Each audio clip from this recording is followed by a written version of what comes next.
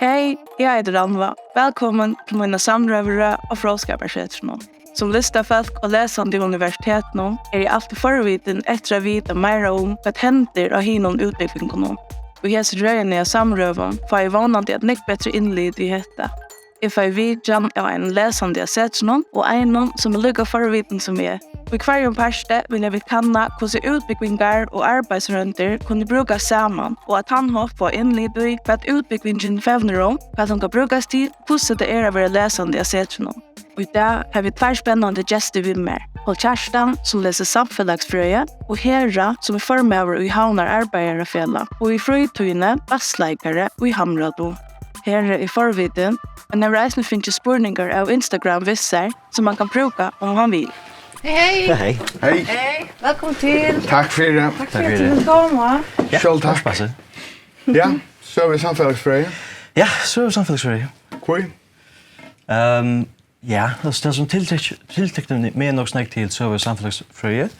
Vär kanske cinemora att ha ja, just alltså har en speciell aspekt av det. Ta jag gick i student och i Tutsny folkhögskola så var det en fas här som är ordentligt av för allt det där gamla grekiska vi Platon och filosofi och så där. Hur ser så vissledelt med skoltid och skiftesläster och så, rätt? Nej, jag kunde det primärt i Sörsjöskolan i SSD. Det första halvåret jag kunde är så samman vi till att läsa samfällagsfröja och till att läsa sövo. Så det är nog sån integrera läsna faktiskt. Och så är det inte att man får att det är inte riktigt att placera sig själva ut i uppbyggnaden man lever. Men det är lika nog så gärna att få synter av samfällagsfröja och synter söver vi. Sjön så är det tyvärr vi är nog bättre eftersom det är en större flock. Allt det går så själv. Hur så mycket är det dit? Vi munnen Arkange så började vi vara 8. Och idag är vi ett hela 3 folk. Så det är det inte av folk som är färdiga från, men alltid att vi tror inte som rätter vi använder det va. Så du säger att det är akkurat vi som folk kan förvänta alltså till det ja va. Som så kanske inte ordentligt. Tas vi kan gå ut för att det är till att nektar som börjar i åkara flatchet. Det var faktiskt som kom bojnans från student. Och vi huxar kanske att det är som är spalt nog snack vind i. Det är till att stöja väldigt inte högre än man förväntar. Och sjön så är det såna ekonomisk och personliga ting som sjön inte kommer in. Det är så lite farfolk som kommer i skolan så lägger man väl mest till att ta det färdigt. Okej. Men så samfällagsfröja? Ja. Filosofi snackar du om här på. Är det inte så alltså annars bortsett från filosofin alltså? Jo. Vi har varit inte av server, vi har haft i åkara bredd så att det får vi ett nyttiga första server vi Hans Andreas servera. Och det är ju från Noxna Gevans Pettersson. Han fyllde Noxna i sövna, hur det första sövna. Så från att det är från Jesus, nej, det var från Ampan står någon till upp till hemmasyrslöna. Okej. Men lägger mest till att det är det förska så tjockon fyllde så sjön det ganska sin mera samfällagsfröje och ja, politik. Det har ganska större löjtligt att göra uppbyggning. Hur ser så en vecka så tycker Min vecka hon börjar vi hetta skoje så börjar vi hotalla som är centrum konstitut just en uppgave etisk alltså att du sätter till med spårning i ett intervju är det vi en person är det vi flera personer hur så året till det som spyrjar hur länge like då tyckte i Kjerstan det borde vara fan. Ja, jag skulle vilja komma väldigt väl vecka. Så är det så att det är så att det gick man till Hansen och i demokrati och i teori och praxis så Och det är ju det syndemara filosofi så det går fast det. Det är akkurat det. Så har vi just välfärd har vi just haft allmän etik. Vad så vi tillför någon som tid få. Kvar är mål är det Tillför nu i det första är ju det ölenek av förskon. Okej. Och det är just så att vi är så heldiga att vi har inte bara förska filosofen men också den förska surfringen alltså det är Silvara. Och de flesta böckerna är ganska inte skriva av honom. Så han var ju väl kan han ganska röj och kan lära från sig. Ja, det är coolt. Få det direkt från källan. Ja, men till nästa vi man spelar med autograf skulle vara. Alltså legend. Ja, det är det. Det är coolt. Jo, men annars så minner de av andra skolgångar för frukostter och dörrtimmar. Alltså ja, angstväckna så minda nog snack om det. Det är ganska mer att man häver eller vi tar så kanske bara ett fack kan det. Så det är ganska frukostter så är man långt lever. Men medelåldern är väl hackig än från det fasta skolan och studenter. Ölnext det som läser i Sedstone är ganska sust i Junon och här var ganska familjebött och hem och då hela. Och det som är nog stöle vi ser som det är att hvis det är också som du följer att du kan bryta så är det öla kött eller öla stort mittlen det som läsa och lastlarna till dem. Ja.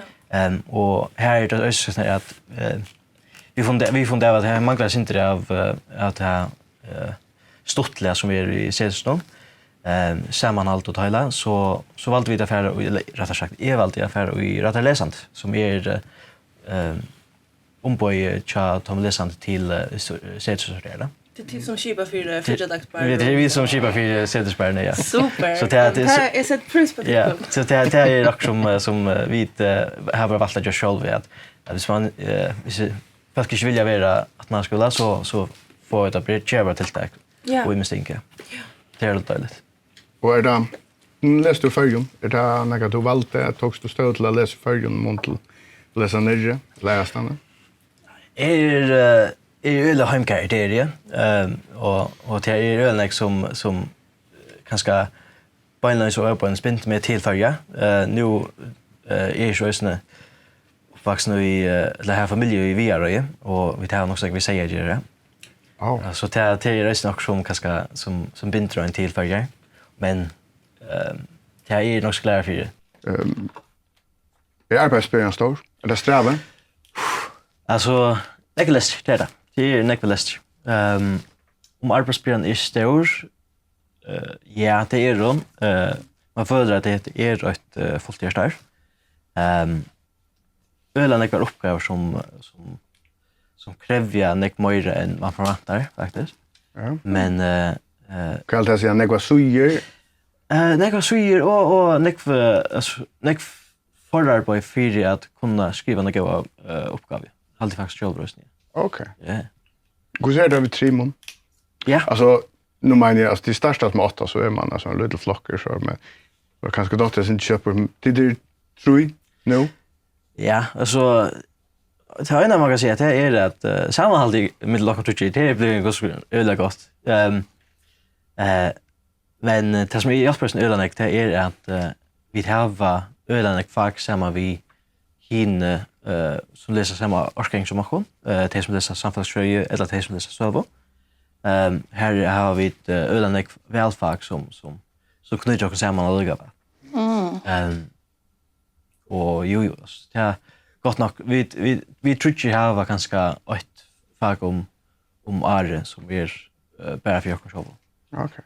Och vad kan man kvart särskilt för där du gör att du lever och hvis du ska bruka hälsa utvecklings nu igen? Det är svårt. Det är vi öla lunch här som jag har haft en sin blätt hjärta för fackförlagsrörelserna och fackförlagsarbete. Så om det skulle vara så har jag väl tvimma och innanför till branscherna kan man säga. Maskineri? Ja, innanför maskinerin här. Ja. Särskilt du annars fackförlagsrörelserna kanske har bruk för en sån inskott och en mer teknisk och akademisk inlite alltså. Jo, så har man skilja här med fackföreningsrörslan är sin dag för ju.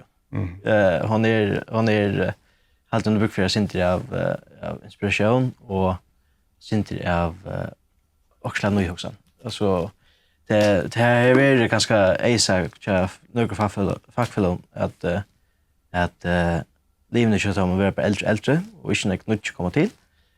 Och här halt just det att man har ganska bruk för sin av inspiration till att få att det unga vi på det. Men jag fackföreningsrörslan på att första ödelanden har ju alltså bruk för man alltså lärt folken. Det är inte att du bara häver alltså att det är sjuksystern som bara ombord alltså det blir så många tekniskt än till eller att du bara häver arbetsmannen som så det är ju kan komma och det är såna tendenser som är växande. Och akkurat det vi ung folk som du nämner att det är nämligen det AHV-värst men ungdomarna där växer ju upp i en samhälle som är öljan tillägga av fackfällor. Jo, så det är det. Det fackfällorna säger på dem skulle fackfällorna ha goda tur att blomstra så må en beinleis konflikt till. Det passar. Vi till sin sia men fackfällorna hade klarat sig bäst i en krepp alltså av en lösliga. Jo, det passar. Till som du säger så är det ganska riktigt att vi minns här det här det är inte några inköp så det är mig alltså jag så är det ganska just hur ser rak i färgen lödning att man får en utländsk arbetskraft som kanske inte vet sin rätten till som är ju lätt att snuta här i Florida med hur ser i Klaxvik här som vi uppleva folk som är utländsk arbetskraft som har arbetat i en företag vi möts av i Klaxvik som har vi tagit hem till det jag sport in till löner just så där. Det är så just några rävsöver. Alltså det är allmänna söner är så just när vi färdat och AP och så där. Ja. Men här är det att folk får spekulera i människan. Ja, det var så. Arn spekulerar du i tillfärden att köpa ett bullet tillfärd spärrsåsen och så vidare. Nu betraktar man kanske som en aspekten människa med slags tillfärd. Just först att människa från en olande och kvar livsstöj är så mycket lagt att så stationerar du dig här och så är det utstationeras det. Kan det kanske få en lön som är 8-falt att det finns ju hemma så självande och det är ju inte att bråka sig om det syns det eka procenten som man glömmer. Ja, det var så. Det är nog så intensivt att vara i maskinrum någon ta böckerna öppna alltså tar man upp sig softmalar och man hanker vi läser luft vid en eventuell ny softmal och så vidare. Ja. Ta är det gott att ha folk som har en facklig uppbyggning alltså från skapaciteten och vi njuter långt gott av så det kan komma hjälp. Nu kommer jag till också om fylla fackfällagsspurningar nek utan lästra. Kanske synter helst kanske i det är nej som så inte så nek det är kanske synd en inkommen upplägg eller vi tar synter kanske om fackfällags och fackfällagsrörsler. Men det är kanske inte som fyller mest. Det är det inte. Men kanske är det något du kan granska och själv ta det och skriva upp. Det är kanske också som jag har kanske planlagt. Men efter rätten så vill jag gärna skriva om hur ung folk inte tar fackfällags tillsyn till mina breda verksamheter. Ja, det är tänkliga spurningar till att hur upplever du läste om kvar vi har sett så? Ja, det är ganska det är skönt det är ordentligt att vi tar i ölen när vi faktiskt har så närkontakt vi super stora rötter för det akademiska hemmen i förrjun. Det är att man kan lycka komma i skolan där och huxa kan vill skriva om eller kan händer i förska sociala hemmen så att det får man lycka bäcka på det när jag är Hayfield och spelar in till det. Det är land. Ja, det är super starkt och super fight. Det är det faktiskt. Det är nästan impro. Ja, det är att ha så ja, så att det är välkomna folk och en hatt bortsett från det är relevant. Schalt omkvarv sjående vid loja eller något av att sätta är fortalt i på 5 plus och att vi känner kanske inte så särskilt till det som är i förmösalten eller Jag har inte sett det här förr, jag läser i Eisnäset. jag tycker det Det alltså är lite så långt ändå. ja alltså och det vi Och jag har varit lästra kaféer som du köper fyra. Det är nog så underligt alltså. Men det tar som är att vi inte kamp och så här va. Här på. det är nog det ja. Men det arbetar jag på. Ja, det. Typ bättre. Det är det dejligt. Och Det är ganska tog 5 fot ut på den här vägen. Jag vet inte det kan inte den. det är utan jag kanske också där som spelar i sin laglåt. Och här följer sig att det arbets vi gör för att läsande. Vi gör sig sättersbarna. Sean det chockar där fribespärra första första kommande. Men det bara lika det ger såna vägar till det. Nu försöker du nog så aktiv alltså innan bara till läsna och så just du fruktansvärt och så hur du säger. Och så alltså hur hon går samman. Ja, det är god spurning.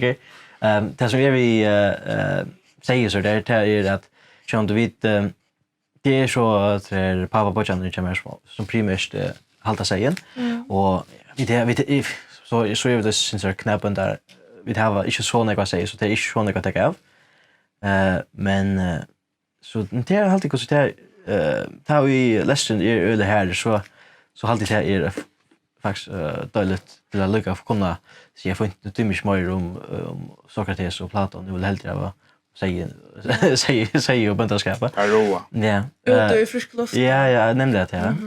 Det alltid faktiskt det är det dåligt att ha möjligheten till det. Hur ska man det se för ju, alltså man har sort fritid som är allt annat än akademiskt. Vad har du sagt hvis jag spurte alltså hur skulle det är färdig och det är så uppbyggvinst alltså så det sätt annat. Hur stod hon? Här är nog sagt så va? Det där var det. Det är med ja.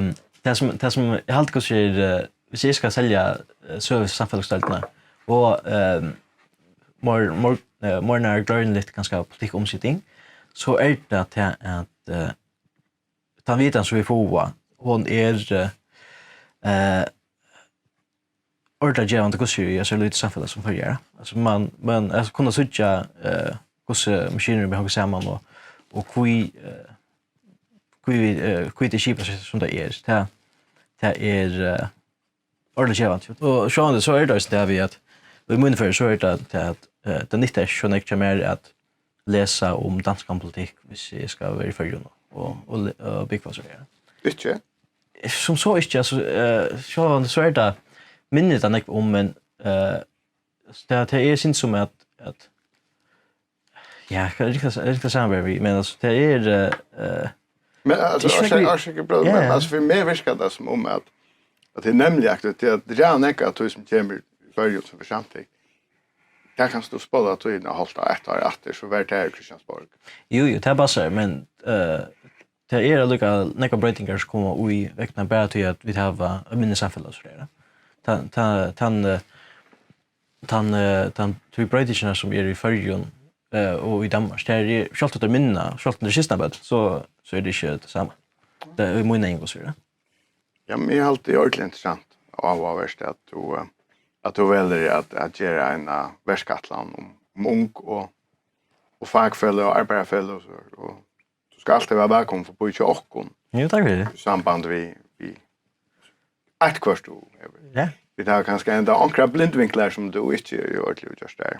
Färum så. Ja, välkommen till en kvart då. Jag förstår tack för det. Det är vant jag för det här faktiskt. Ja. Så det. Jag är glad för att det finns snack på sjur. Jag tar så vi kan använda det. Ja, det finns snack på sjur. Här är det som jag tecknar med en tids har sitter här och prata. Jag så att det alltså jag har skrivit på banksöva. Det var snippet den där som det saknar jag och en molotov. Ja, det massor av konflikter. Det är massor av konflikter, men eisen är center av fratboy vibes. Ja, så här är vi så fratboy. Ja, det är frack på.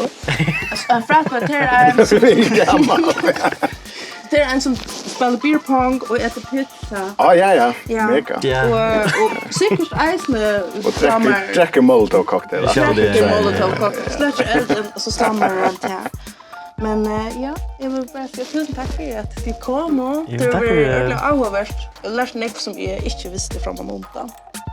Tack för pratet. Skål.